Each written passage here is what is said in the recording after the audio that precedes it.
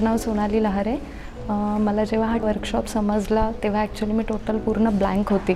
इथे आल्यानंतर बऱ्याच गोष्टी मला क्लिअर झाल्या, म्हणजे लेन्सची माहिती मिळाली, कॅमेराची माहिती मिळाली आणि ॲक्च्युअल ते बघायला पण मिळाले जे मी ऑनलाईन चेक करत होती।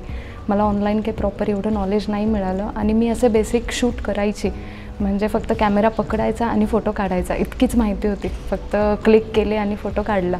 पण इथे आल्यानंतर समजलं की खूप साऱ्या गोष्टी चेक कराव्या लागतात, लाईट्स वगैरे या खूप गोष्टींचं नॉलेज असणं गरजेचं आहे।